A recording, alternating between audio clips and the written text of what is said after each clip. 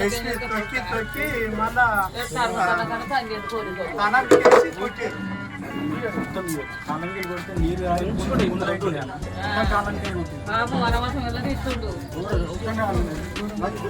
వీళ్ళు ఏం పని కూడా చేసుకోలేరా బాయ్? నీరైతే మొత్తం తెలుసు ప్రపంచాలు ఇలా చచ్చిపోతే మాజీ నక్సలైట్లతో వీళ్ళకి సంబంధాలు ఉన్నాయని ఎన్కౌంటర్ చేసి హైదరాబాద్ చౌరస్తాలు ఎక్కడ మారితే మన నడేటోడు మన పీకటోడు వీళ్ళ కుటుంబ సభ్యులకి ఇట్లా ఎవరైనా వస్తే వాళ్ళ భార్య పిల్లల మీద బ్రోకర్ కేసులు పెట్టి పిల్లలు గంజాయి కేసులో పెట్టి చిన్న పిల్లలు అప్పటికి మా సంవత్సరం పిల్లలు గంజాయి కేసులో పెట్టి తల్లి తండ్రి అసలు ఎవరు అని అడిగే రేపు సమాజం వీళ్ళు తలతో సిగ్గు తలదించుకొని బతకారు వీళ్ళు జీవితాంతము. రాజన్న సిరిసిల్ల జిల్లా నేరెళ్ల గ్రామంలో 9 సంవత్సరాల క్రితం ప్రభుత్వం చేత చిత్రహింసలకు గురిగాబడ్డటువంటి నేరెళ్ల బాధిత కుటుంబాలను పరామర్శించడం జరిగింది. వాళ్ళ యోగక్షేమాలు తెలుసుకోవడం కోసం తెలంగాణ రాజ్యాధికార పార్టీ వాళ్ళ ఇళ్ళకి రావడం జరిగింది.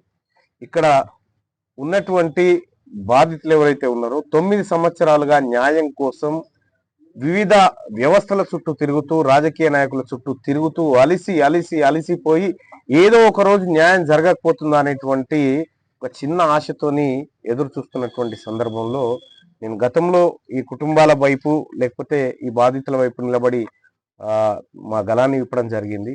ఒక తెలంగాణ రాజ్యాధికార పార్టీ రాజకీయ పార్టీగా ఆవిర్భవించిన తర్వాత తెలంగాణ రాష్ట్రంలో టాప్ 10 మేజర్ ఇష్యూల్లో ఒక ఇష్యూగా భావిస్తున్నటువంటి నేరెళ్ల బాధితులకు సంబంధించినటువంటి ఇష్యూ ఏదైతే ఉందో ఈ ఇష్యూ పైన ఒక రాజకీయ పార్టీగా వీళ్ళని కలవడం జరిగింది. బాధితులకు 9 సంవత్సరాల వరకు కూడా ఇప్పటి వరకు న్యాయం చేయకుండా కేవలం ఈ ఇష్యూను వాడుకొని రాజకీయంగా పబ్బం గడుపుకున్నటువంటి రాజకీయ నాయకులందరికీ కూడా సిగ్గుచేటు ఇది. ఎందుకంటే ఇక్కడ వీళ్ళని హింసించినటువంటి వాళ్ళు పదవులలో ఉన్నారు, వీళ్ళని వాడుకున్నటువంటి వాళ్ళు ప్రమోషన్లో ఉన్నారు, వీళ్ళు మాత్రం ఇంకా నేరెళ్లలో న్యాయం కోసం బిక్కు అంటూ చూస్తూ ఉన్నారు. సో తెలంగాణ రాజ్యాధికార పార్టీ డిమాండ్ చేస్తా ఉంది కాంగ్రెస్ పార్టీని, మీరిచ్చినటువంటి హామీ మేరకు నేరెళ్ల బాధితులకు న్యాయం చేస్తాము, నేరెళ్ల బాధితుల పైన దాడి చేసిన వారిని అరెస్టు చేసి లోపటేస్తాము, చట్టం ముందు నిలబెడతామని రేవంత్ రెడ్డి గారు అలాగే కాంగ్రెస్ పార్టీ ప్రభుత్వం హామీ ఇచ్చింది. 2 సంవత్సరాలు గడిచిపోయింది, ఇప్పటి వరకు హామీలో ఒక్క అడుగు కూడా ముందుకు పడలేదు.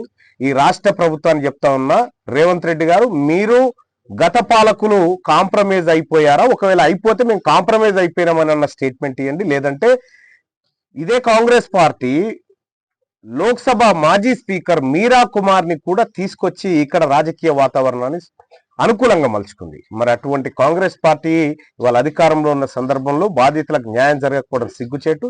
ఈ అంశాన్ని ఖచ్చితంగా రాష్ట్ర ప్రభుత్వం లేదంటే నాకు అవకాశం ఉన్నటువంటి అన్ని వేదికల మీద మాట్లాడడం కోసం ఇవాళ బాధితులతో సమావేశం కావడం జరిగింది.